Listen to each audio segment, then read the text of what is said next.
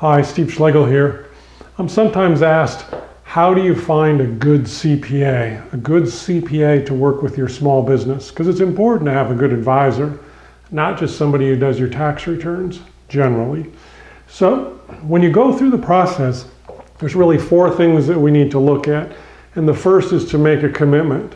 You're deciding that I really want to find somebody who meets my needs, who can do the things that I need, whom I can access for advice, who will take care of my tax returns if that's important, or help me with whatever I need to make my business successful.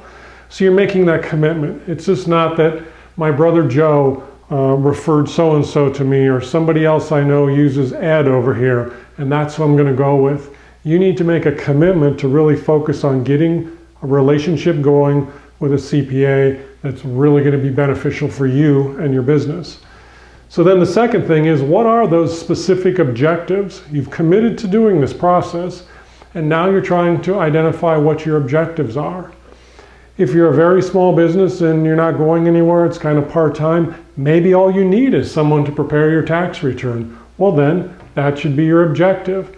Maybe you have a growing business, you need someone who can consult with you on employee matters, management issues, accounting system setup and design, what sorts of accounting software should I be using, and so forth. What sorts of time commitments do you want them to be available to you? Do you expect them to return calls that you make to them same day or next day? Because we know there's lots of professionals out there who don't get around to calling you back at all, or sometimes it takes 4 or 5 days or a week before they get back to you. And usually your questions are important and you need an answer now, not in a week. So list out those specific objectives. This is what I want out of that relationship. And don't be afraid to make that a pretty long list, because what you want to do is pretend money's not an option. I'm going to list everything that I wish that I could get out of this relationship. Then, knowing that money is an issue and I can't have everything, then you can start to prioritize that list and say, these 6 things are most important in this relationship that I'm going to have. Okay? Then we go to the third thing. From the objectives list, we build a set of questions, because we're going to interview multiple CPAs in order to find the one that we think is best going to accomplish the objectives that we have. Seems simple enough, but in my experience, most people don't go there. They're just looking for someone to help out. They know this person is a professional and they assume they can do it all. And frankly, they can't.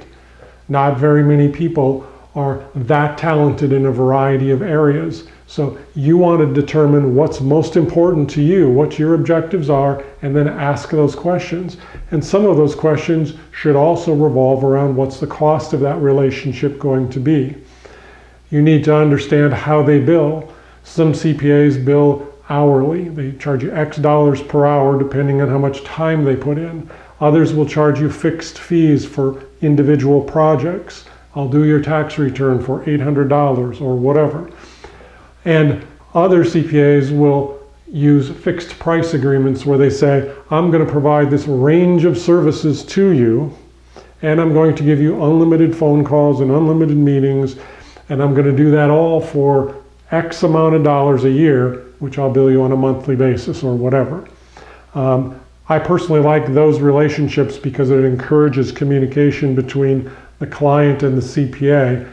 And the more the CPA knows about the client's business and their life and what's going on, the better advice they can give. When clients are uncomfortable with picking up the phone, afraid they're going to get a big bill, they're less likely to pick the phone up and talk to you or talk to the CPA. So figure out what makes the most sense in your business.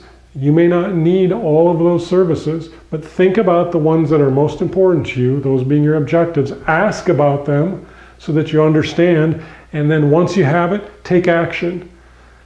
Finding a good CPA or a good consultant at anything is difficult, and it's getting harder every day. So when you find somebody that's going to make sense and work for you, sign up, go to work with them right now. Because as we look around, there's fewer and fewer CPAs taking on new clients. You want to be sure that you find a fit that's good for you, and then you want to jump on it and take advantage of it. Just some thoughts, some ideas. Take a look at it.